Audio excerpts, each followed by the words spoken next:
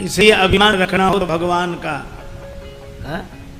हमेशा ये सोचो, हम चाकर रघुनाथ कुंवर के, हम चाकर कुंवर के, हम कुंवर के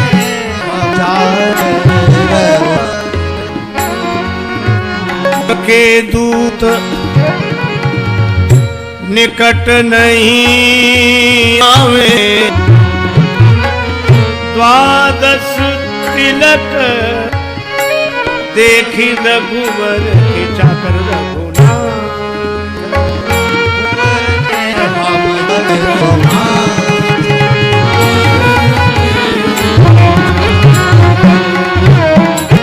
अभिमान भगवान का रखो। राम जी के हैं। हमने देखा एक जगह मध्य प्रदेश में सड़क के पेड़ लगे, उनमें निशान लगा दिए गए, वो नीचे सब गोल निशान। तो हमने एक आदमी पूछा कि ये निशान काहे को लगाए? का ये निशान देखकर ही लोग समझ लेते हैं कि सरकारी पेड़ है, इसे छेड़ा नहीं है, इसे कानूनी सजा मिलेगी। हमने इसे सुना कि ये निशान से लोग सरकारी पेड़ है, नुकसान नहीं पहुंचाना इसे। हमें समझ में आया कि महात्मा तिलक क्यों लगाते हैं। ये तिलक देख कर पेड़ है।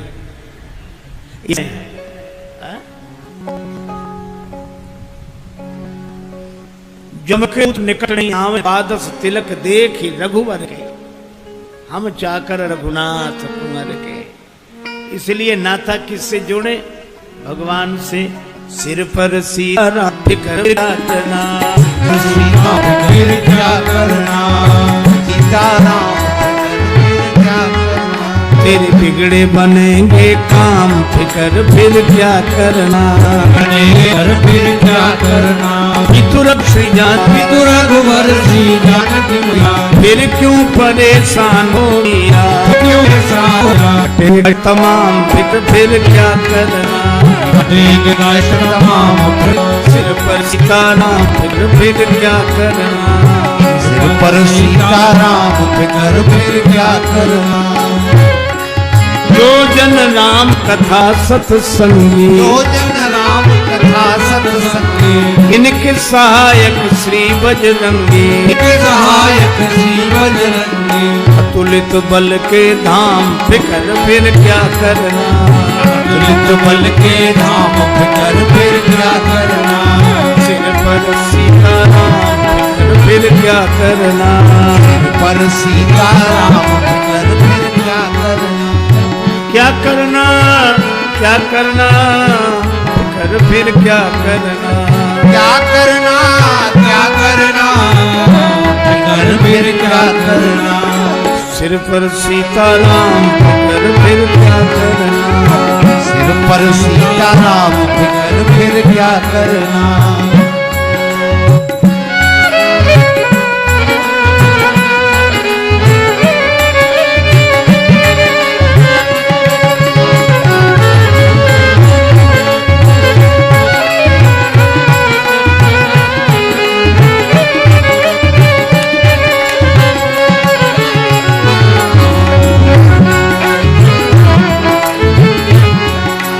अगर प्रभु मनमानी करेंगे, अगर प्रभु मनमानी करेंगे, नहीं शरणागत पीर हरेंगे, नहीं शरणागत पीर हरेंगे, तो होगा बिरद बदनाम फिकर फिर क्या करना, होगा बिरद बदनाम फिकर फिर क्या करना, होगा बिरद बदनाम फिकर फिर क्या करना, होगा बिरद बदनाम फिकर फिर क्या करना, सिर पर सीताराम फिकर फिर क्या करना, सिर पर सीताराम फिकर फिर क्या करना। अब राजेश न आह भरो तुम, अब राजेश न आह भरो तुम, नहीं व्यर्थ बदना, अब राजेश न आह भरो तुम, अब राजेश न आह भरो तुम, नहीं व्यर्थ परवाह करो तुम, नहीं व्यर्थ परवाह राम का नाम फिकर फिर क्या करना, राम का नाम फिकर फिर क्या करना, रटो राम जी का नाम फिकर फिर क्या करना, क्या करना क्या करना, फिकर फिर क्या करना, क्या करना क्या करना, फिकर फिर क्या करना, सिर पर सीताराम फिकर फिर क्या करना, सिर पर सीताराम फिकर फिर क्या करना।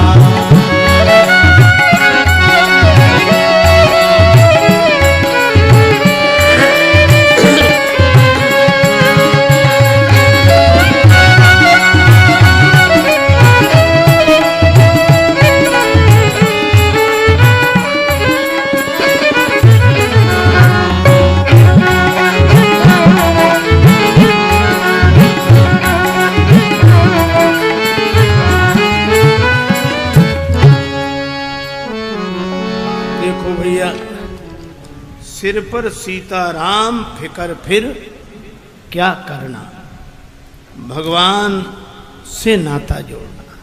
और भगवान से जीव का नाता तभी जुड़ता है जब भक्ति रूपी माता जानकी जी की कृपा होती है। वे ही धनुष को उठाकर बाएं हाथ से दूसरी जगह रख देती हैं। इसी तरह वे ही हमारे अभिमान को भगवान से जोड़ देती हैं। जनक जी ने देखा कि जिस अभिमान को बड़े बड़े नहीं तोड़ पाते, उस अभिमान को अपनी जगह से हटा देना भक्ति के बाएं हाथ का खेल है।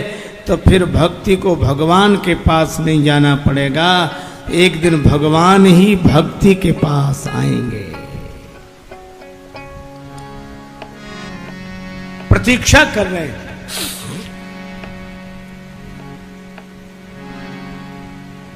और भगवान आए। महिमा किसकी है? किसी ने कहा, मिथिला वाले बोले हम राम जी को जो देते हैं दुनिया में कोई नहीं दे सकता। कैसी बात करते हो, राम जी को तो तन मन धन प्राण देने वाले लोग हैं, होंगे, लेकिन जो हम देते हैं वो कोई नहीं दे सकता। अच्छा क्या देते हो? मिथिला वाले कहते हम तो राम जी को गाली देते हैं। है किसी की हिम्मत जो राम जी को गाली दे? मिथिला वाले कहते हम गाली देते हैं।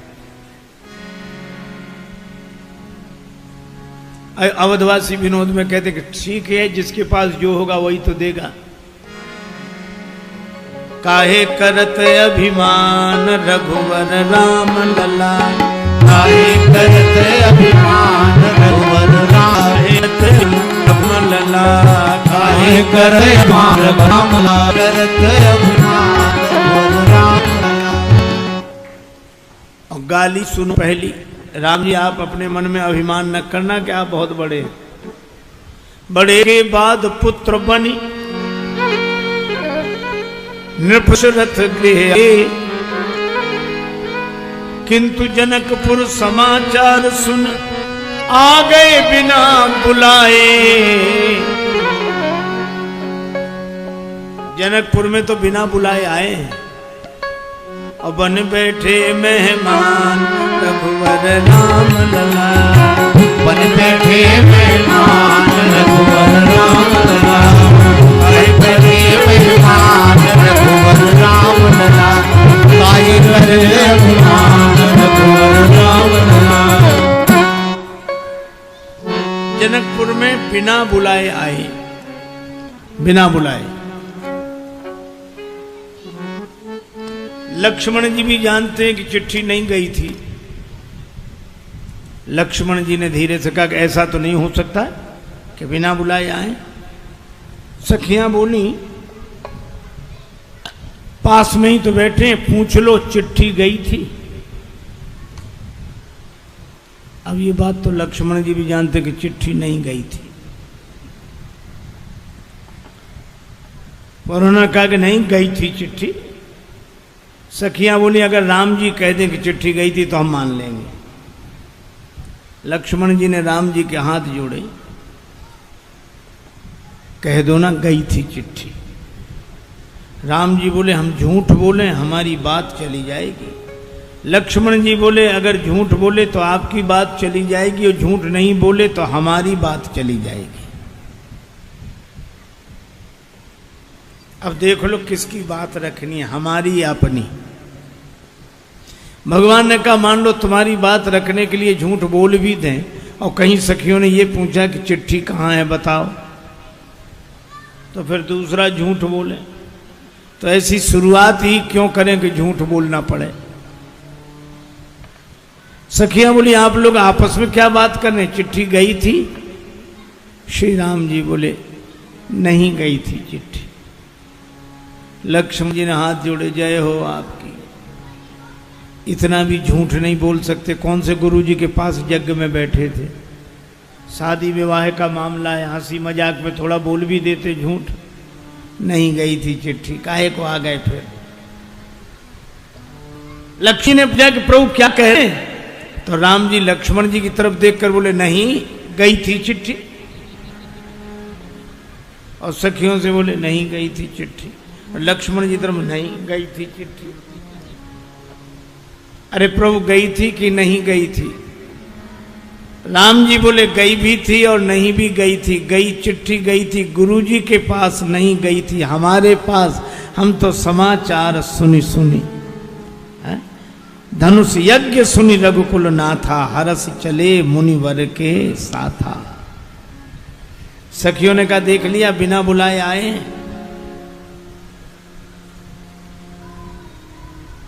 सुच तीर्थ धाम अनेकन है, सबकी अपनी अपनी गरिमा। सखी किंतु विदेह पुरी लखिके, लघु लागत मोहि सबे उपमा। मिथिलेश से भूप राजेश जहां, सबते बढ़ी के मिथिला महिमा। पर महिमा मिथिला की नहीं सजनी, ये तो उनकी महिमा जिनकी महिमा। अर्थ समझ गए? उनकी महिमा जिनकी महिमा। मही माने पृथ्वी, पृथ्वी जिनकी माँ है उन जानकी जी की महिमा है कि भगवान बिना बुलाए जनकपुर दौड़ कर। इसी लोग भक्त लोग निश्चिंत होते, क्या कहते हैं?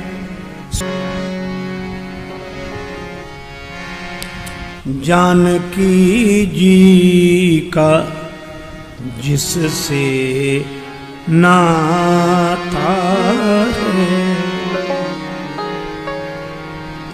जानकी जी का जिससे नाता है, वो भला काहे को घबराता है। जानकी जी का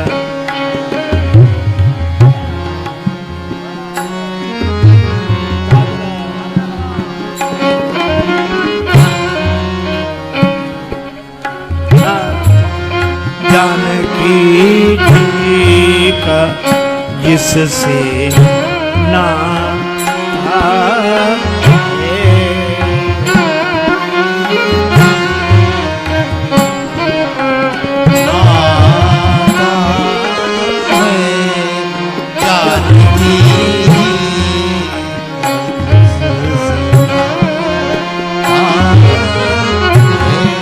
वो भला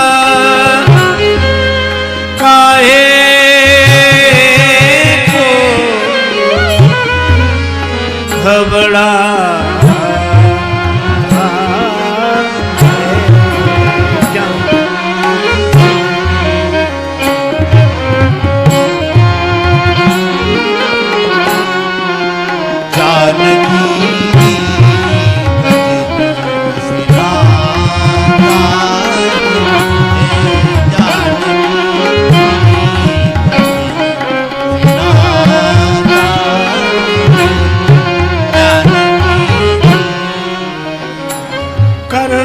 कुछ भी नहीं कभी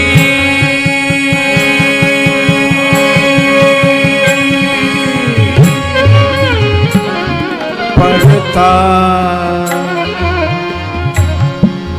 करना कुछ भी नहीं कभी पड़ता मिलने वाला ही चला मिलने वाला ही चला मिलने वाला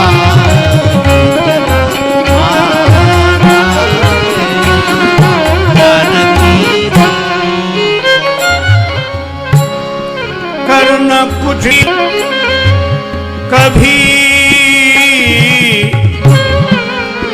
पड़ता मिलने वाला चला आता है जानकी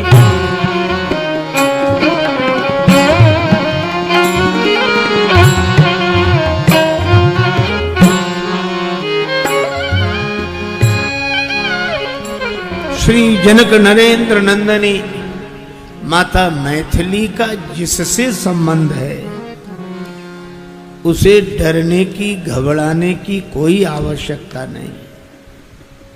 अरे औरों की कौन कहे, जो जानकी माता के चरणों पर समर्पित है भगवान भी उसके पास बिना बुलाए चले आते हैं। जनकपुर में बिना बुलाए आए भगवान, ये भक्ति की महिमा है।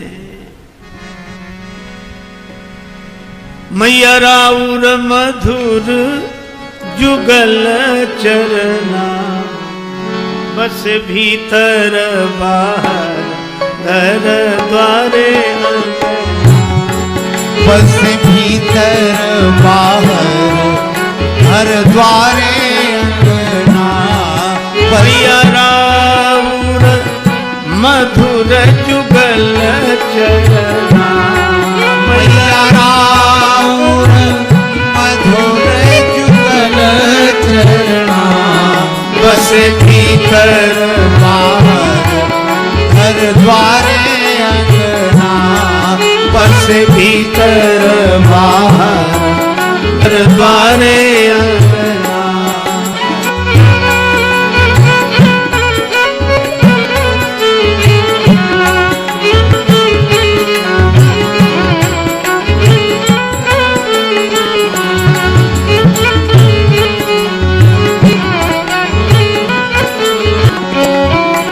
हे माता, आपके चरण कमलों की ऐसी महिमा है।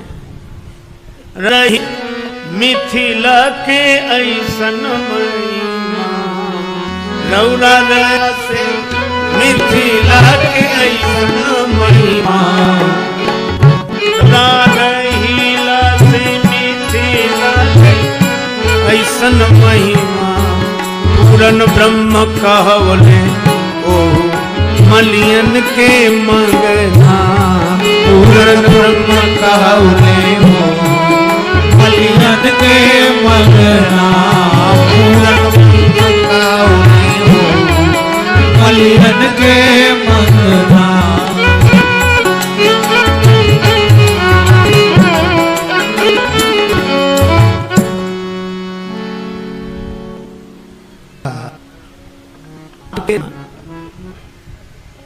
जिनको पूर्ण ब्रह्म कहता है वे भगवान श्री राम मिथिला में आकर मालियों के मांगने वाले बन गए कि अगर तुम्हारी आज्ञा हो तो दल फूल उतार ले।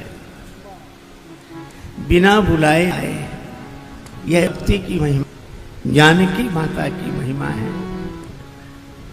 ये दो पद जानकी मां से नाता है और ये मैया राउर मधुर जुगल चरना बड़े हृदय को अभिभूत कर देने वाले पद हैं, हृदय द्रावक पद हैं। और यह दोनों पद हमारे परम आत्मीय परम वंदनीय आचार्य श्री जगदीश पांडे जी की पद रचना है। हम उनको प्रणाम करते हैं। उनके रहने से मिथिला का ऐसा चमत्कार, सचमुच भगवान आए, बिना बुलाए आए। यह श्री जानकी माता की महिमा है। तभी श्री तुलसीदास जी महाराज कहते हैं कि जनक जी को पता लगा, विश्वामित्र महामुनि आए, विश्वामित्र महामुनि आए, समाचार मिथिलापति पाए, समाचार मिथिलापति पाए।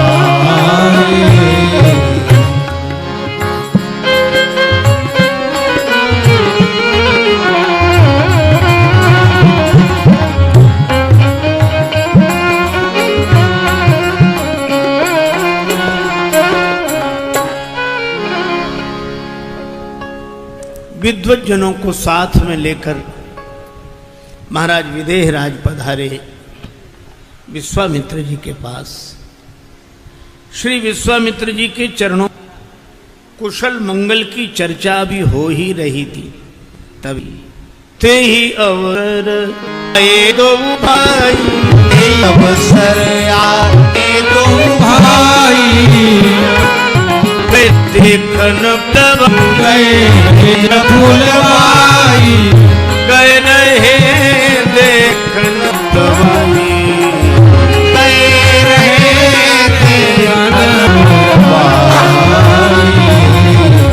गए रहे।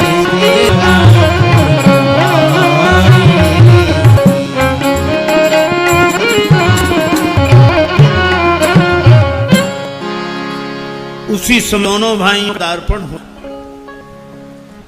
श्री राघवेंद्र लक्ष्मण और उद्धव के विमोहन सौंदर्य को देखकर महाराज विदेहराज उठकर खड़े हो गए। उठे सकल जब रघुपति आए। शिष्टाचार के अनुरूप आचरण नहीं लगता।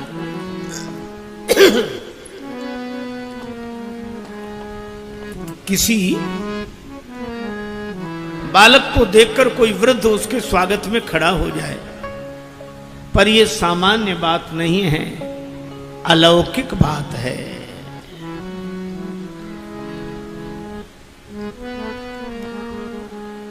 और या यूं कहो कि जनक जी परम ज्ञानी, जनक जी के साथ आए जनकपुर वासी परम ज्ञानी।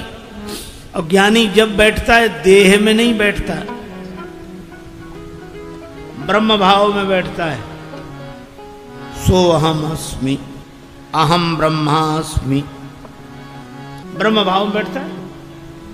निजात मस्ती में झूमता हूं, कहां कौन था न मैं पूछता हूं। तो ज्ञान के उस भाव में बैठे थे। लेकिन जब राम जी को देखा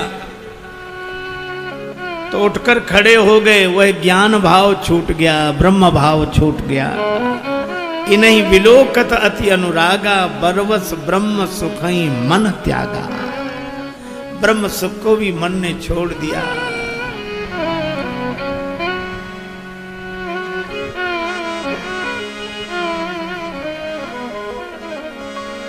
अनुपमेय रूप सखी सोहत, मनमोहत मुस्कनिया।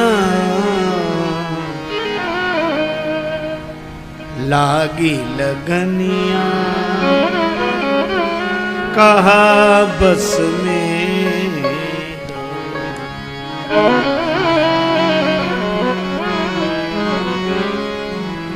अब तो इन्हीं की बन के रहूंगी,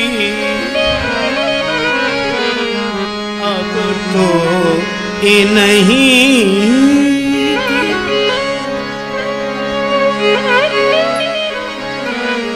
बन के रहूंगी, चाहे कछु कहे दुनिया।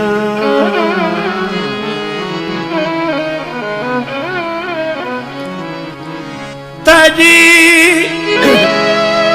कुललोक वेद मर्यादा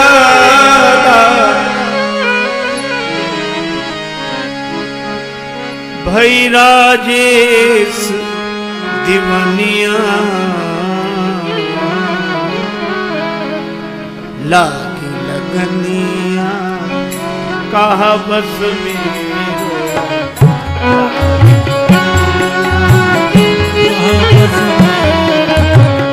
लागी लगनिया कहा बस मेरो लागी लगनिया कहा बस मेरो लागी लगनिया।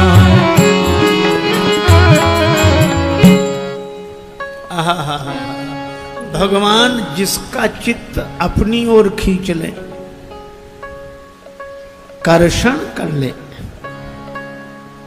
राम जी ने खींच लिया चित्त, सांवरिया ने जादू डाल दिया।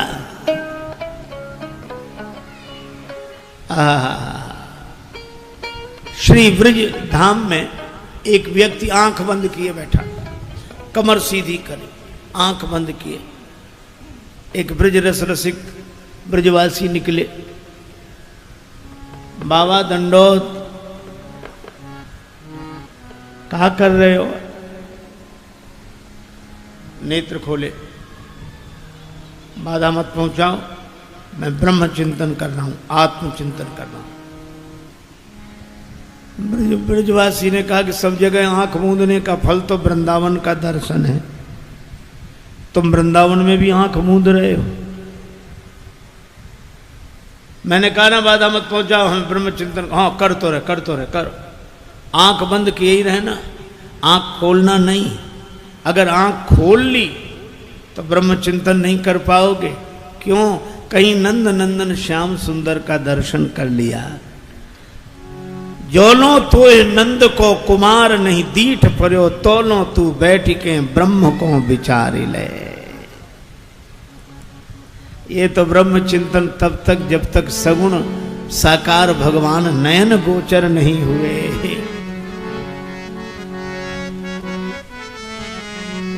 ये छोरा नंद को जी हमें तो जोगनिया बनाए गयो रे, हमें तो जोगनिया बनाए गयो रे, हमें तो जोगनिया बनाए गयो रे, हमें तो जोगनिया रे, छोरा जोगनिया बनाए गयो रे, हमें तो बनाए गयो रे।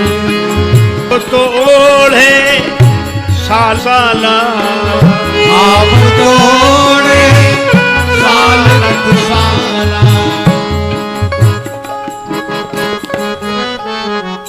आप तो ओढ़े कारी कमरिया, आप तोड़े कमरिया, हमें तो पीली ओढ़नी आयो रे, हमें पीली आयो रे, हमें तो पीली ओढ़न ओढ़ाए गयो रे, हमें तो जोगनिया बनाए गयो रे, हमें तो जोगनिया बनाए गयो रे।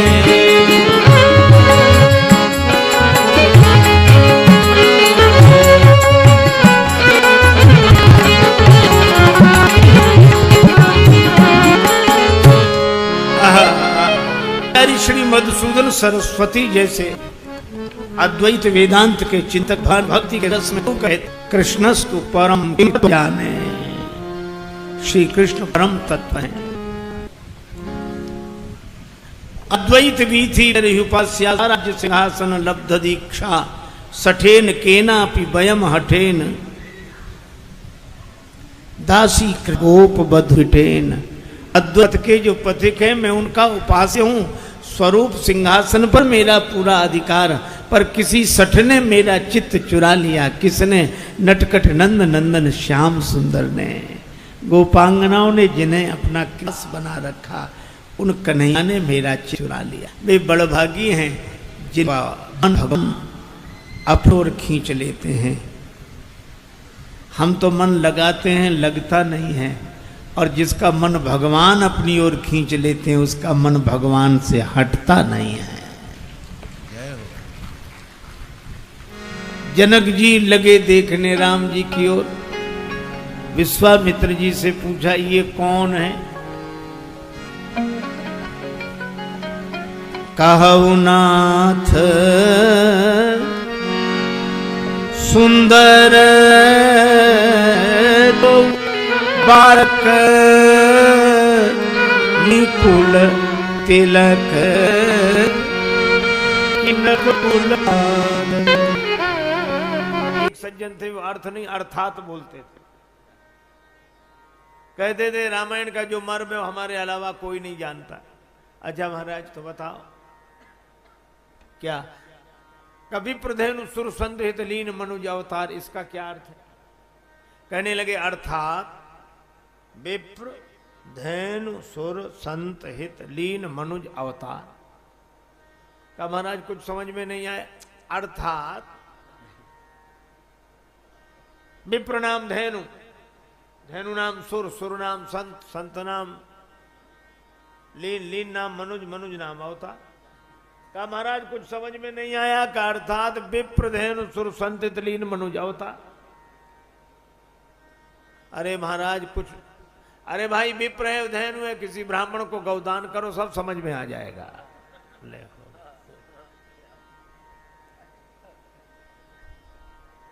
एक सज्जन दूसरे तरह से अर्थ करते थे। आगे चले बहुरी रघुराया ऋषिमुख पर्वत नियर। महाराज इस चौपाई का अर्थ ये श्री तुलसीदास जी ने अद्भुत कमाल किया है।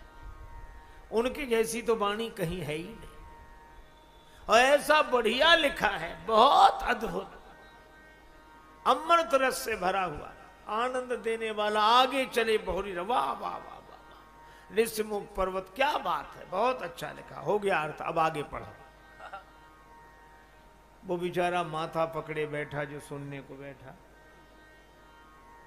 तो हम लोग यही तो करते रहते हैं। एक सज्जन बड़े अजीब थे।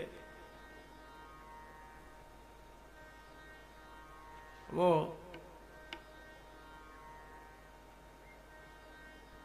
कस्तूरी तिलकम ललाट पटले बक्षस्थले चकौस्तुभम।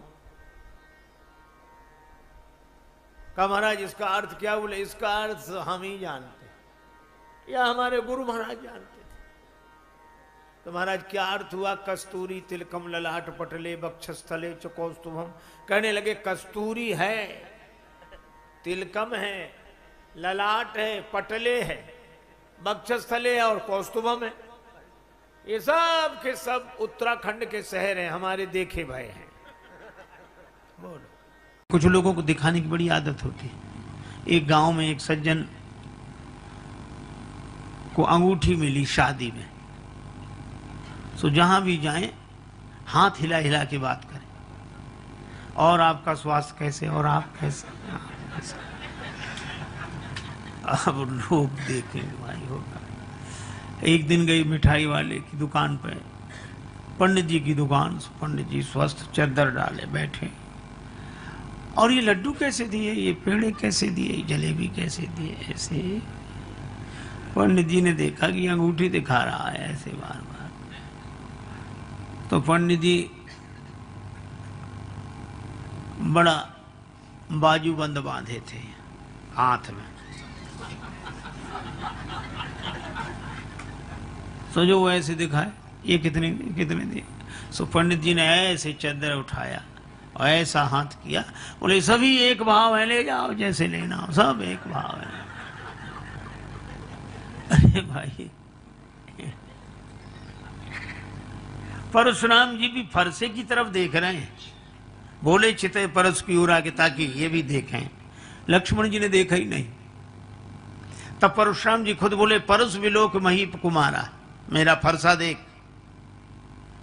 अब यहां भी कितनी मर्यादा की बात है। लक्ष्मण जी ने कहा यह बड़ी कृपा है भगवान की कि हम आपका फरसा नहीं देख रहे हैं। फरसा देखते तो कभी का झगड़ा हो जाता। तो ये झगड़ा रुका क्यों है? का झगड़ा इसलिए रुका है क्योंकि हम आपका फरसा नहीं देख रहे हैं, हम तो आपकी जनेऊ देख रहे हैं। भृगुसुत समुझ जनेऊ बिलो की। आप महाराज भृगुवंशी हैं, ब्राह्मण हैं, आपका यज्ञोपवीत देखकर हम हाथ जोड़े हुए हैं।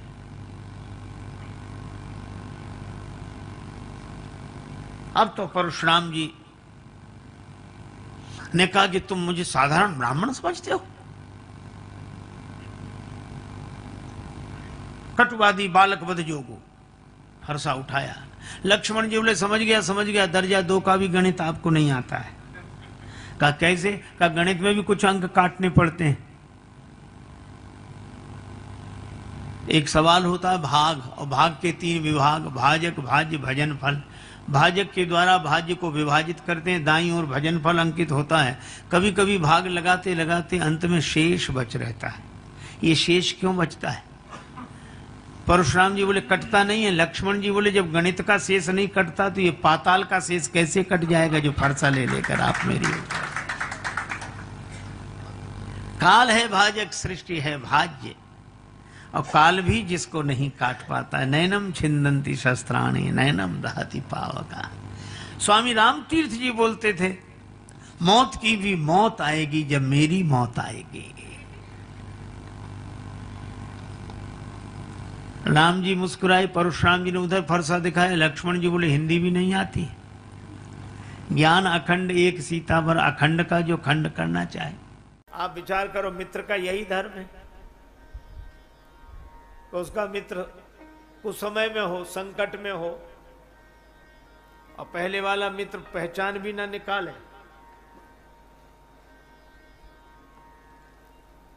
बात यह नहीं है, बात दूसरी है। आप सोचो किसी का मित्र एक्टर हो, लीला में अभिनय करता हो और मंच पर अभिनय कर रहा हो,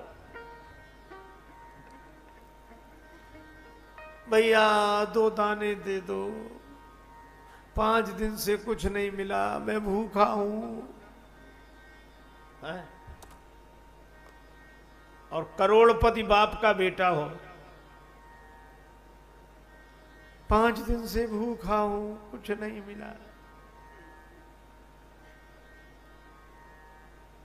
और उसका मित्र भी नाटक देख रहा हो, तो मित्र कम से कम यह तो याद रखे कि नाटक में अभी अभिनय कर रहा है वो, बाद में तारीफ करेंगे। अब मित्र का ये अर्थ थोड़ा ही कि वो कहे कि मैं भिखारी हूं, कुछ नहीं मिला, 2 दाने दे दो कोई, और मित्र नाटक मंडली का दर्शन कर रहा हो और वह बीच में खड़ा हो जाए, अरे तू चिंता क्यों करता है, मैं हूं तेरा मित्र, चल तुझे कितना भोजन चाहिए, कपड़े बनवाऊं, ये करूं वो, तो नाटक बिगड़ जाएगा कि नहीं? वो अभिनय करने वाला मित्र भी कहेगा कि तुम भी अद्भुत आदमी हो, हमारा पूरा नाटक ही बिगाड़ दिया। कभी हम लोग यात्रा करते हैं रेल से, मोटर से, कहीं से निकलते हैं, और मेरा खूब अच्छी तरह का यह देखा हुआ अनुभव है, किसी मैया का छोटा बच्चा रोया तो तुरंत कही चुप हो जा, नहीं बाबा जी ले जाएंगे, वो बैठे बाबा, और बालक भी बाबा का नाम सुन के ऐसे चुप होता है बिल्कुल। हम लोग साधुओं से डराते हैं। एक जगह हम 2-4 महात्मा घूमते हुए जा रहे थे, एक मैया का बच्चा रोया तो मैया बोली चुप हो जा। हमने मन में सोचा भी ये कहेगी कि बाबा ले जाएंगे, पर वो बड़ी अद्भुत थी। उसने कहा जैसे ही बालक रोया बोली चुप हो जा, नहीं बाबा खा जाएगा।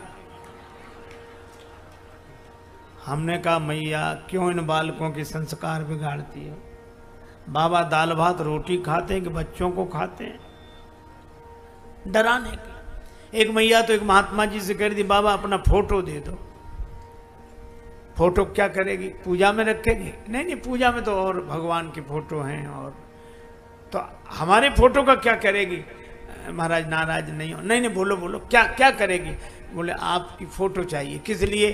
का छोटा बच्चा बहुत जिद करता, डराने के लिए चाहिए कि ये बैठे बाबा। एक बार ऋषिकेश हम लोग गए थे तो ये नया जो पुल बना है गंगा जी का, नया झूला कहलाता है, उससे उस पार गए। दोपहरी का समय, बड़ी तेज धूप, एक आदमी दौड़ा दौड़ा आया, अब चरण पकड़ लिए, अब पांव पकड़े छोड़े नहीं। हमने कहा, देखा कि बड़ा भगत है, इतने प्रेम से प्रणाम कर रहा है, लेकिन वो हमारी तरफ देखे ही नहीं कि हम उसे पहचान सकें, वो दूसरी तरफ देखे। तो हमने कहा, भैया हो गया प्रणाम, अब चलें। महाराज बस आधा मिनट और रुक जाओ बस। तो हमने सोचा आधा मिनट का क्या मतलब है, तो हमने उधर ही देखा जिधर वो देख रहा था। समस्या दूसरी थी, जिस आदमी ने हमारा पांव पकड़ा था उसका बेटा मौसमी का जूस नहीं पी रहा था और मां पिला रही थी। तो जब किसी तरह बालक ने जूस नहीं पिया तो दौड़ा दौड़ा आया, हमारा पांव पकड़ लिया, मां कर दी, देख तेरे पिता पकड़े वो रहे, बाबा ले जाएंगे, जल्दी पी। वो खड़े, बाबा जल्दी पी। हमें तो उस दिन समझ में आया कि हम लोगों का यह भी उपयोग है।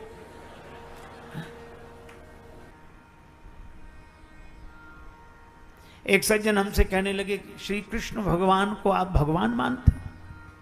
हमने कहा, मानने का क्या सवाल, वो भगवान हैं।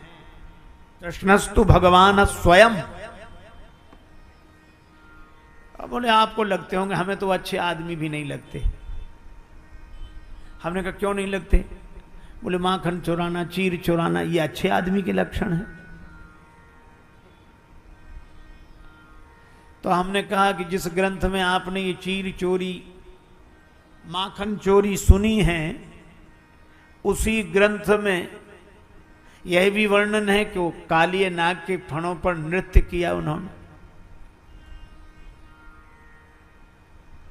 और इस उंगली पर गोवर्धन पर्वत उठाया। बोले, ये झूठी बात है। तो हमने कहा, एक काम करो, फिर माखन चोरी, चीर चोरी को भी आप झूठ ही समझो, सिर दर्द नहीं रहेगा तुम्हें भी। तो बोले, नहीं ये तो सही है। अब क्या दिमाग है देखो, या तो पूरी कथा सही मानो या पूरी कथा गलत मानो। कहने लगे, नहीं वो सही है। हमने कहा, तो सुनो,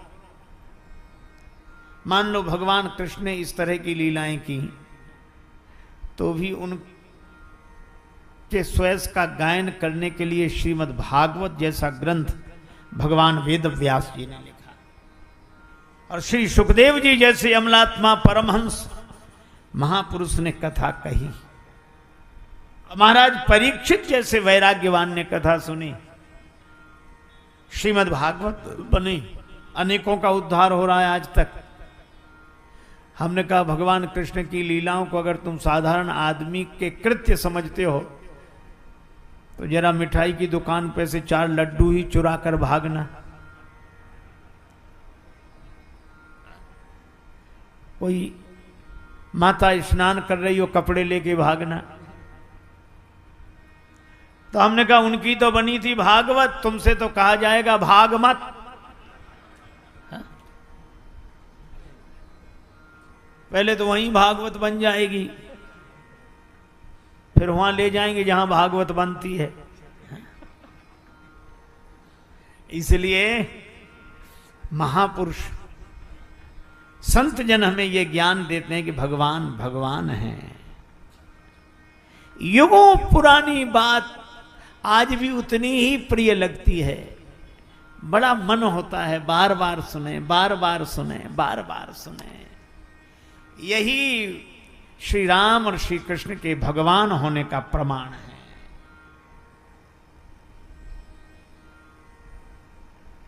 देखो, भगवान सुंदर हैं, भगवान सुंदर हैं, लेकिन हर एक सुंदर व्यक्ति भगवान नहीं है। हर सुंदर भगवान ना होगा। कैसे? जैसे हर बंदर हनुमान न होगा। हर सुंदर भगवान न होगा, हर बंदर हनुमान न होगा।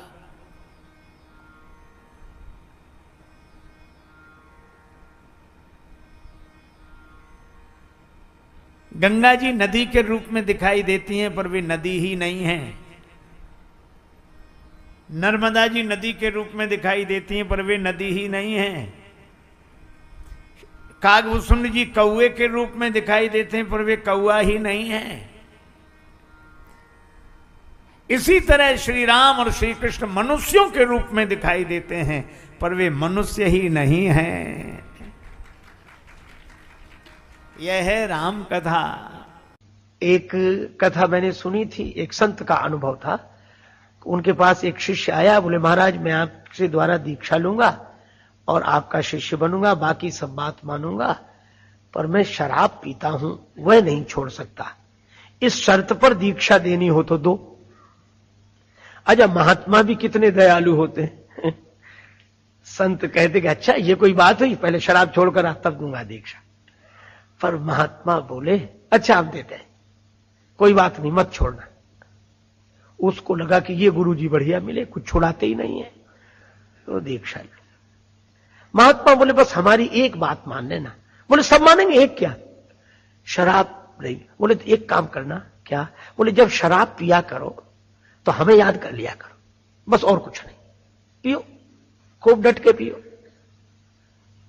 उसको लगा कि ये तो साधारण सी बात है, लेकिन वो साधारण नहीं थी बात। गुरुजी का संकल्प था, संत तो सुधारने का उपाय बता। अब वो शाम को उसकी आदत थी, तो जैसे ही शराब पीने बैठा याद आ गई, गुरुजी ने कहा था हमें याद कर लेना। अब जो गुरुजी का ध्यान किया तो उसे प्याले में इधर उधर वो गुरुजी का दिव्य स्वरूप दिखाई दे, उनकी बड़ी बड़ी आंखें दिखाई दे, मधुर मुस्कान दिखाई दे, और उसे ऐसे लगे जैसे गुरुजी वहीं खड़े कह रहे हो, क्यों शुरू कर दिया, पियो पियो, कोई बात नहीं, पियो। उसको इतनी शर्म लगी, इतनी गिलानी हुई कि पी नहीं सका। 8 दिन बाद आ गया, बोले महाराज वो तो छूट गई। गुरुजी बोले हमने तो कहा नहीं था कि छोड़ो। बोले कहा तो नहीं था, पर आपकी याद करने से ही छूट गई। मैं भी आपसे यही कह रहा हूं कि यद्यपि यह कहा गया कि आप अपने स्वभाव के द्वारा, मन इंद्रियों के द्वारा, वाणी और काया के द्वारा जो करें वह भगवान को अर्पण कर दें, लेकिन इसमें समर्पण के भाव से अगर करेंगे कि भगवान आपकी प्रेरणा से हो रहा है और आपके प्रति मैं यह समर्पण कर रहा हूं, जैसे ही आप भगवान का चिंतन करेंगे, कोई भी कार्य हो और तुरंत सोच लें कि भगवान की प्रेरणा से हो रहा है, भगवान का स्मरण होते ही कर्म अपने से पवित्र हो जाएगा। पवित्र कर्म करने की जरूरत नहीं, अपने से कर्म पवित्र होने लगे। देखो 2 तरह के लोग होते हैं। एक सज्जन अपने बेटे को ले गए आचार्य के यहां विद्यालय में। आचार्य जी से बोले इसे पढ़ा दो। वैसे तो ये बालक जन्मजात प्रतिभावान है, इसको पढ़ने की जरूरत ही नहीं है, पर विद्यालय में रहेगा तो कुछ डिग्रियां मिल जाएंगी। बहुत योग्य है, बहुत प्रतिभावान है, बहुत ठीक है, भर्ती करा दो। आचार्य भी समझे गजब का पिता है, ऐसा अभिमानी आदमी हमने नहीं देखा। 2 महीने बाद वही पिता फिर आया, मेरे बेटे का क्या हाल है? उसमें 100 में 100 गुण होने चाहिए, बड़ा योग्य है, जन्मजात प्रतिभावान है। आचार्य जी भी विनोदी थे, कहने लगे क्या कहना तुम्हारे बेटे का, 100 में 98 गुण हैं, उसमें 100 में 98 गुण हैं, सिर्फ 2 नहीं है। तो पिता ने आश्चर्यचकित होकर बोला 98 तो है, पर 2 कौन से नहीं है? 98 गुण तो हैं, 2 कौन से नहीं हैं? 2। आचार्य जी बोले कि पहला तो गुण इसमें ये नहीं है, क्या? का इसमें इसके खुद की अकल है नहीं, 1। दूसरा, आचार्य जी बोले हमारी मानता नहीं है, बस बाकी सब है इसमें। अकल है नहीं, आंख हो नहीं, आंख वाले की माने नहीं। अंधई अंधा ठेलिया दून्यू कूप पड़ंत। अंधा अंधे को ठेल रहा है।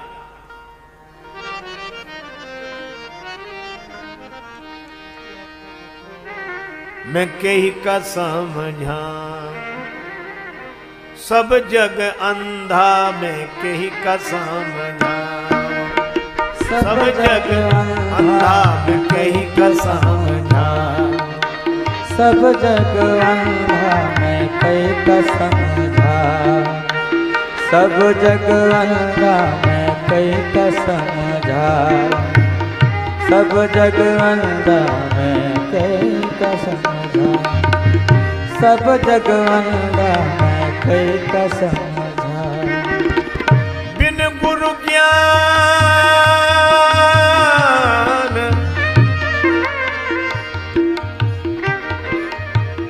कहत कबीर सुनो भाई साधो। कहत कबीर सुनो भाई साधु। बिन गुरु ज्ञान भटक गयो बंदा।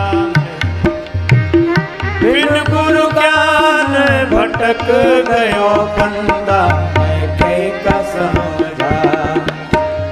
सब जग अंधा मैं कहीं का समझा।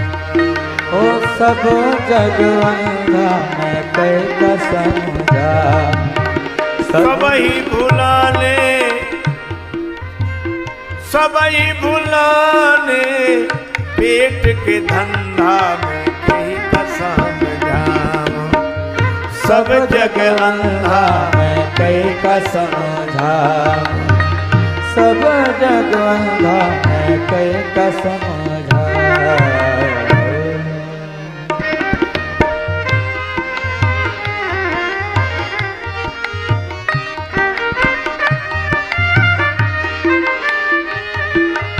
अंधे को समझाना कितना कठिन है।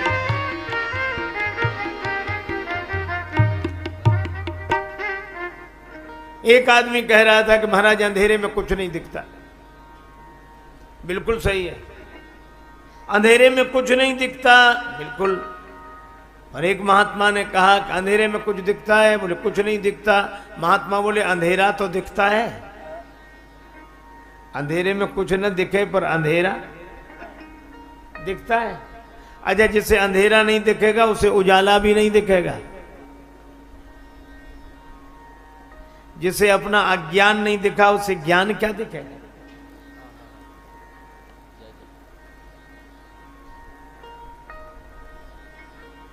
एक बार एक भिखारी गया भिक्षा मांगने। भंडारे में उसे मिली खीर, बड़ी स्वादिष्ट लगी। लौट कर आया तो उसका साथी था अंधा। और भैया तुम हमको नहीं लेकर गए, कहाँ चले गए थे? और हम थोड़ा इधर गए तब तक तुम चले गए। चलो खैर चले। क्या मिला खाने को? तो आंख वाला बोला खीर मिली। खीर? खीर? अंधा बोला खीर कैसी होती है? खीर नहीं जानते ना? कैसी होती? का सफेद सफेद होती। अब उसने कहा ये सफेद सफेद कैसा होता, समझाओ।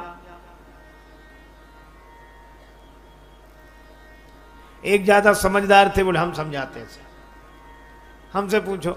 हाँ खीर, हाँ कैसी होती खीर? सफेद सफेद। सफेद सफेद कैसा होता? बोले जैसे बगुला। और उसने बगुला भी नहीं देखा। बगुला कैसा होता? लाओ तुम्हारा हाथ। हाथ पकड़ा, अपना हाथ ऐसे टेढ़ा किया और उसका हाथ ऐसे घुमाया। ऐसा होता है बगुला, ऐसा सफेद सफेद, ऐसी खीर। तो अंधा क्या कहता? बाप रे, बड़ी टेढ़ी खीर रही होगी ये तो। अब बोलो, खीर कभी नहीं समझ सकता। अच्छा, अंधे से कहो प्रकाश होता है, कैसे समझे वो प्रकाश को? अगर प्रकाश होता है तो उसकी आवाज सुनाओ। अरे उसमें आवाज नहीं आती। तो हाथ से छू कर देखेंगे प्रकाश ऐसा, अरे उसे छुआ नहीं जा सकता। तो सूंघ कर देखें उसकी गंध कैसी होती, का सूंघा नहीं जा सकता। तो स्वाद लें, का उसका स्वाद नहीं लिया जा सकता। तो अंधा बोला तब होता ही नहीं है प्रकाश। कैसे समझाओ? भगवान बुद्ध ने कहा कि तुम इसे समझाने की बजाय किसी योग्य वैद्य के पास ले जाते और वैद्य उपचार करता और इसको आंखों की रोशनी मिल जाती, तब ये जरूर कुछ समझ लेता। ऐसे ये समझ नहीं सकता। मैं भी आपसे कह रहा हूं कि दो ही हम में सारी विशेषताएं हैं, दो नहीं हैं। खुद की अकल है नहीं और अकल वालों की हम मानते नहीं। सती जी ने कुछ कहा नहीं, पर शंकर जी समझ गए और शंकर जी ने कहा, सुनो सती, ऐसा संशय मत करो। मुनिधीर जोगी सिद्ध संतत विमल मन जय ध्यावई। मुनिधीर जोगी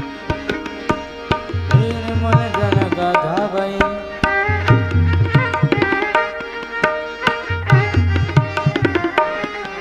मुनिधीर जोगी सिद्ध संतत विमल मन जय ध्यावई। मुनिधीर जोगी सिद्ध सकल मुनि जन गावई। कही नेति निगम पुराण आगम जासु कीरति गावई। ओ जासु कीरत गावई। ओ जासु कीरत गावई।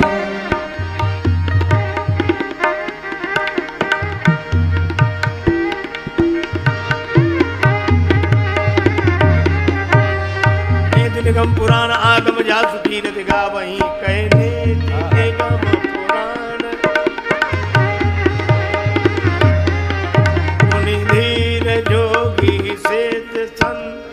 धीर जोगी सिद्ध संत विमल मन जय ध्यावई। मुनि धीर धीर मुनि धीर धीर मुनि।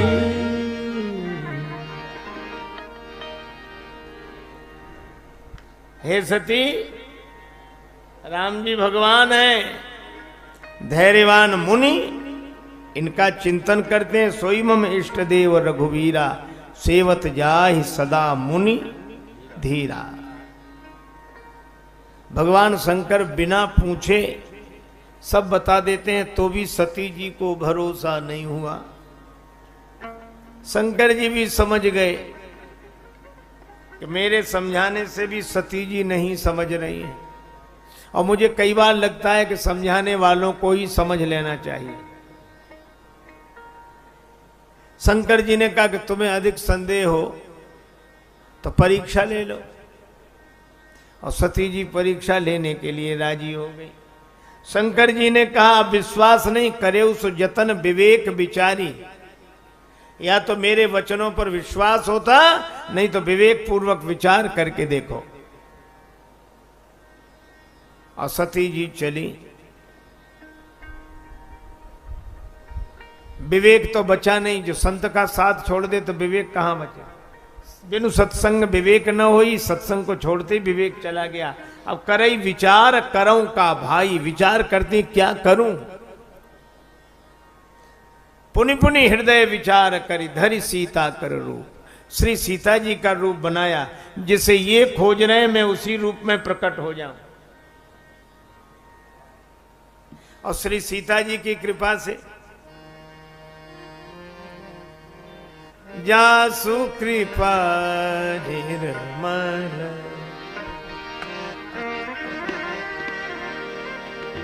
निर्मल मति पावहु। जासु कृपा निर्मल, निर्मल मति पावहु। जासु कृपा निर्मल मति पावहु। जासु कृपा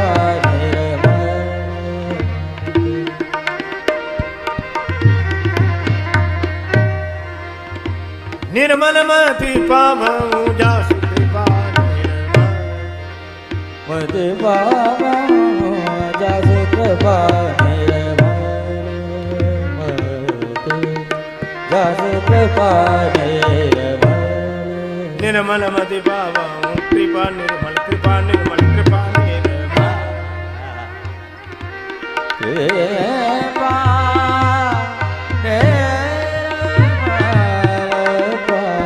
जासु कृपा निर्मल, जासु कृपा निर्मल, जासु कृपा निर्मल।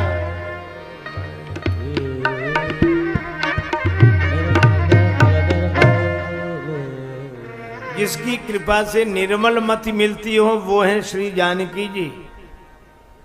और सती माता की बुद्धि में है इस समय अभिमान। इसका अर्थ यह है कि मलिन बुद्धि वाले भेष तो निर्मल बुद्धि वालों का ही बनाते हैं। मन मैला तन उजला बगुला जैसा भेख, और इससे तो कागही भले भीतर बाहर एक। भगवान आए, सती माता को प्रणाम किया और कहो बहोरी कहां वृष केतु। अब सती माता बड़ी दुखी, वे सोच रही थी कि हम शंकर जी से कहेंगे जिनको आपने प्रणाम किया हम उनसे प्रणाम करा के आए, लेकिन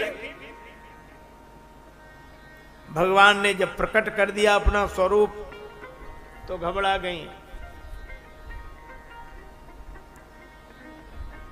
राम जी ने सोचा सती माता को दुख हुआ तो जहां चितवई तहां प्रभु आसीन। सती माता ने आंख मूंद ली, और इस कथा से यही संकेत मिलता है कि अभिमानी के विरुद्ध अगर सत्य का स्वरूप प्रकट हो तो वैसे सत्य से आंख ही मूंद लेता है, पर आंख मूंद लेने से सूरज छिप नहीं जाता। खाते से ज्यादा कोई नहीं खाता। कई बार लोग कहते हैं डायबिटीज हो गई है, हमने कहा हो गई है तो चीनी बंद होगी। हमने कहा डायबिटीज का तो बहाना है, चीनी का खाता खत्म हो गया। अरे व्यक्ति के नाम का क्या मूल्य, कोई जाने न जाने। ये नाम तो काम चलाने के लिए है, अगर कोई नाम ना हो तो ये वो कहां तक करते रहेंगे। एक गांव में किसी बेटी का विवाह हुआ, मक्खन निकालना कला होती है, दधी मंथन करके। अब वो बेचारी शहर की रहने वाली, उसे ढंग मालूम नहीं। सास से कहा माता जी मटकी में मक्खन आ गया, उसे चलकर निकाल लो। माता जी बड़ी नाराज हुई, बहुत बुरा भला कहा। अब बहू समझे नहीं बात क्या है। सही बात यही थी कि बहू के ससुर का नाम था मक्खन लाल, और वो ऐसे ही चली गई कि मटकी में मक्खन आ गया। उसे कान पकड़े, क्या आइंदा ध्यान रखूंगी, पर उसके लिए तो फिर वही समस्या थी। तीसरे दिन फिर वही समस्या, तो गई, बोले माता जी मटकी में वो परसों क्या। अब वो फिर नाम लेना पड़े, तो यही बोली कि माता जी मटकी में ससुर जी आ गए, उन्हें चलकर निकाल लो। तो हम लोगों के नाम तो काम चलाने के लिए हैं, कोई भी नाम बना रहे। एक गांव में एक आदमी का नाम था ठनठन पाल। उसकी पत्नी को बड़ा बुरा लगे, क्योंकि मोहल्ले की सब बधुएं कहती देखो ठनठन पाल की बहू आ रही है, वो ठनठन पाल। तो उसने अपने पति से कहा कि नाम बदलो। पति ने कहा कि नाम में क्या रखा है, कुछ भी बना रहे। नहीं बदलो, नहीं तो मैं घर बदल कर चली जाऊंगी, मायके चली जाऊंगी।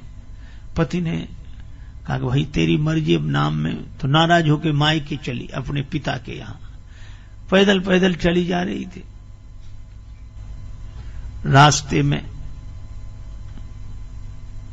एक बालिका लकड़ी बीन रही थी। इसने पूछा बेटी तुम्हारा क्या नाम है? बड़ी गरीबनी जान पड़ती हो, लकड़ी बीन रही हो। उस बालिका ने कहा कि मेरा नाम लक्ष्मी है। उसका लकड़ी बीने लक्ष्मी, चलो खैर होगा। आगे चले, एक बैलगाड़ी में भूसा भरा हुआ, एक आदमी गाड़ी हाँकते आ रहा था। क्या नाम भैया तुम्हारा? तो बोला धनपाल। आगे बढ़े तो एक की शव यात्रा निकल रही थी। ये भैया कौन? बड़े अच्छे आदमी थे, वो आज चले गए। क्या नाम था इनका? इनका नाम था अमर सिंह जी। वहीं से लौट आई। पति ने आकर घर में पूछा कि क्यों लौट आई, नाराज गई थी तुम? कहा मेरी नाराजगी दूर हो गई रास्ते में। कैसे? तो उसने कहा कि लकड़ी बीने लक्ष्मी और भुस ढोवे धनपाल, और अमर सिंह तो मर गए तो भले मेरे ठन पाल। जब यही सब होना है, लेकिन बड़ी कठिनाई। भक्तों के बीच में भक्ति बढ़े। कबीरा तेरी झोपड़ी गलकट्टों के पास, जो करेंगे सो भरेंगे, तू क्यों हो तो उदास। बड़ा मुश्किल है केर बेर का संग। कबीरदास जी बैठे, बगल में वेश्या की हवेली। अब उसी समय वहां नाच गान हो, इधर कबीरदास जी झीनी झीनी बीनी चदरिया। उनका ये बाबा जी की वजह से बहुत डिस्टरबेंस होता है। किसी ने कहा संत के पास है क्या, घास की झोपड़ी आग लगा दो भाग जाएगा। आग लगा दे, कबीर की झोपड़ी जलने लगी। कबीरदास जी बोले कोई बात नहीं, बाहर मैदान में बैठ के भजन करेंगे। झोपड़ी में आग लग जाए तो क्या, मैदान को तो कोई कुछ कर नहीं रहा, मैदान में बैठे, मैदान बैठे। भगवान की लीला ऐसी, हवा चली, घास फूस के झोपड़े उसकी हवेली पे गिरे, आग लग गई, सब भाग गए। अब वो आई, चरणों में गिर गई, बाबा बचाओ बचाओ। बाबा बोले हमारा तुम्हारा झगड़ा ही नहीं है, तुम तो आराम से बैठो। हानि लाभ होते रघुनाथ की कृपा से, सब मोही मानवों को माथ ठोक हाथ मलने दे। बाबा मेरा सब जल जाएगा, बचा लो। बाबा बोले मैंने कुछ किया ही नहीं। तो फिर कबीरदास जी बोले तेरे यारों ने मेरी झोपड़ी में लगाई आग, अब मेरे यार के भी जरा अरमा निकलने दे। एक बार सुमति कुमति दोनों बहनों में झगड़ा हो गया। कुमति गई ब्रह्मा जी के पास, क्या मैं आपकी बेटी नहीं हूं? सुमति ही आपकी बेटी है, मैं कुमति हूं तो क्या सही, हूं तो आपकी बेटी, मुझे कोई नहीं चाहता, सब सुमति को चाहते हैं, तो क्या आपको मैं अच्छी नहीं लगती? हम दोनों में बताओ कि आपको कौन अच्छा लगता है ज्यादा? अब ब्रह्मा जी ने सोचा कि दोनों बेटियां, अब समझाएं कैसे? तो कहा बेटी ऐसा करो, तुम दोनों ही अच्छी लगती हो ना, ऐसे नहीं, निर्णय करके बताओ। ब्रह्मा जी बोले अच्छा चल के बताओ तुम दोनों। तो सुमति वहां तक गई, फिर लौट कर आई। अच्छा कुमति वहां तक गई, फिर लौट कर आई। ब्रह्मा जी बोले फैसला हो गया। क्या? बोले दोनों ही अच्छी लगती हो हमें। कहा कैसे? कहा सुमति तुम आते हुए अच्छी लगती हो और कुमति तुम जाते हुए अच्छी लगती हो, हमें दोनों ही अच्छी। एक आदमी का नाम था ठनठन पाल। उसकी पत्नी बड़ी परेशान, बेचारी जहां जाए वहीं लोग कहें कि ठनठन पाल की बहू आई। उसने अपने पति से कहा कि नाम बदल दो, नहीं तो मैं घर में नहीं रहूंगी। पति ने कहा कि नाम बदलने से क्या फायदा, नहीं तो मैं चली। आवेश में चल दी घर छोड़कर। पति ने समझा कि पास ही मायका है, 2 दिन रहेगी फिर आ जाएगी। वो पैदल पैदल जा रही थी, रास्ते में उसे एक बालिका मिली, वो लकड़ी बीन रही थी। इसने पूछा बेटी तुम्हारा क्या नाम है? वो बालिका बोली मेरा नाम है लक्ष्मी। चलो आगे बढ़ी। एक आदमी बैलगाड़ी में भूसा भरकर जा रहा था बाजार में बेचने। उसने पूछा भैया तुम्हारा क्या नाम है? तो बोला धनपाल।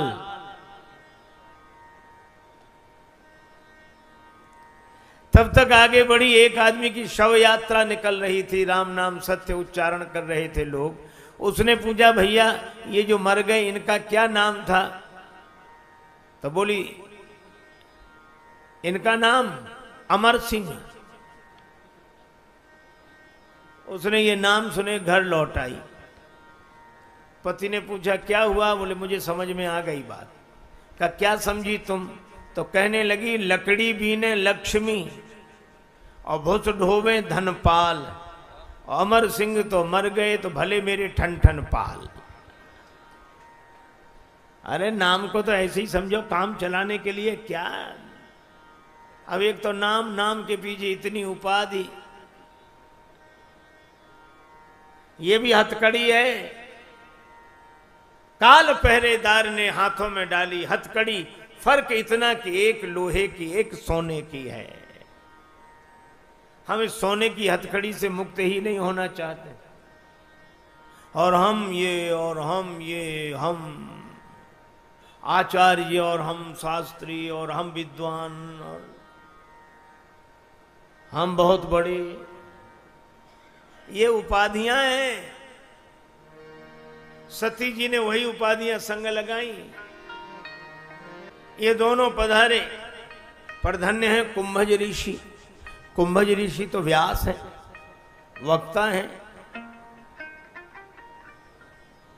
शंकर जी और सती माता को देखकर दूसरा कोई व्यक्ति होता तो कितना मन ही मन खुश होता कि इतने बड़े, और ये बैठे कथा सुनने आए हैं। और मन में ये सोचता कि बड़े बड़े बैठे रहे, बड़े बड़े ऐसी कथा सुनने। आपने देखा होगा नम्र आदमी जब बोलेगा तो उसकी भाषा में नम्रता होगी, भावना में नम्रता होगी। वो क्या कहेगा, वहां बड़े बड़े लोग बैठे थे और हम भी पहुंच गए। उसका जोर दूसरे लोगों पर हो, बड़े बड़े लोग बैठे थे और हम भी पहुंच गए। और अभिमानी आदमी जब बोलेगा, आप देख लेना, उसका जोर कभी दूसरों पर नहीं होगा। हाँ बहुत लोग बैठे थे, लेकिन जब हम पहुंचे उसका जोर हम पे रहेगा। हम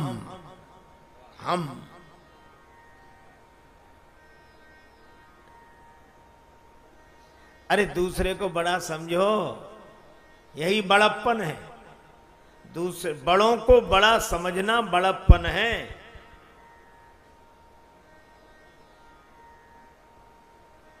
कुंभज ऋषि ने मन में सोचा हम भले ही वक्ता हैं, पर वक्ता की क्या कीमत है? वक्ता अगर अभिमान करे तो कीमत क्या है? रामचरितमानस में वक्ता को मालूम क्या कहा गया? जे गावहीं यही चरित समारे, जे गावहीं यही चरित हमारे, जे गावहीं यही चरित ते यही ताल चतुर रखवारे, जे जे जे गावहीं जे गावहीं हरि चरित सवारे, जे गावहीं हरि चरित समारे, जे गावहीं हरि चरित ते ताल चतुर रखवारे, जे गावहीं चरित, जे गावहीं चरित, जे गावहीं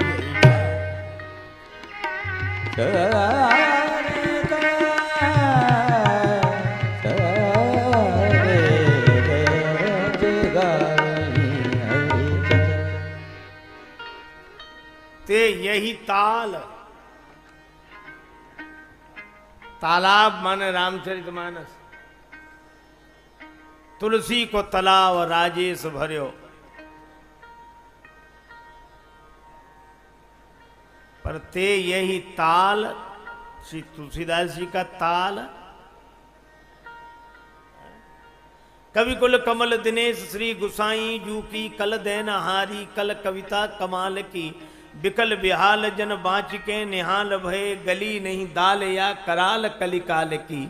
वेदन को ज्ञान है प्रमाण है पुराणन को, ग्रंथ में राजेश राजे राम नाम माल की।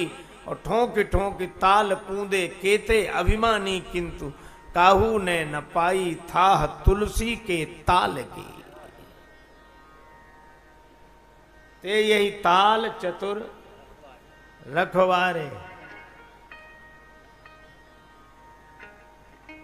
और मुझे लगता है कि स्वर में गाए, स्वर संगीत के साथ गाए तो ताल की रखवाली तो करे, सम पर तो आए। ते यही ताल। रामचरितमानस की चौपाइयां गाने के लिए, स्वर में गाने के लिए, संगीत में गाने के लिए, और इस ताल तालाब की भी और गायन में ताल की रक्षा कर।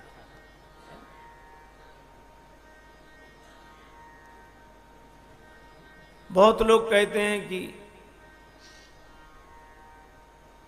रामचरितमानस की चौपाइयों को जो गाते हैं,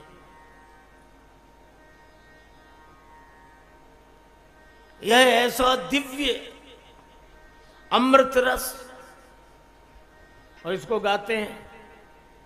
हमने कहा गाने में व्यक्ति बहेगा और रस भी तो बहता ही है।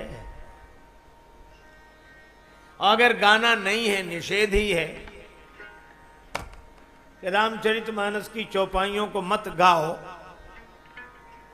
तो इनको छंदबद्ध किया क्यों गया? गाने के लिए ही किया गया। हां, जिन्हें गाना ना आता हो उनसे गाने के लिए कोई नहीं कहेगा, पर जिन्हें गाना आता हो उन्हें चौपाइयां गानी चाहिए, रामचरितमानस को गाना चाहिए। और ये गायन परंपरा, संगीत के साथ राम कथा की परंपरा बहुत पुरातन है। सबसे पहले गायक हुए माता जानकी के लाडले लाल लव और कुश, जिनको वाल्मीकि जी ने रामायण सिखाई, और वे भगवान राम के दरबार में उपस्थित होकर श्री अवध में बीणा बजाकर राम कथा का गायन करते हैं, बीणा के साथ। लव कुश, देवर्षि नारद वीणा वादन करते हुए गावत हरिगुण गान प्रवीणा, हरिगुण गायन में प्रवीण है। एक बार एक सज्जन से हमने कहा कि ये कुत्ता काहे को पालते हो? बोले क्यों? हम कहा हम आते हैं तो बड़ा डर लगता है। अच्छा, एक बात आपने देखोगी,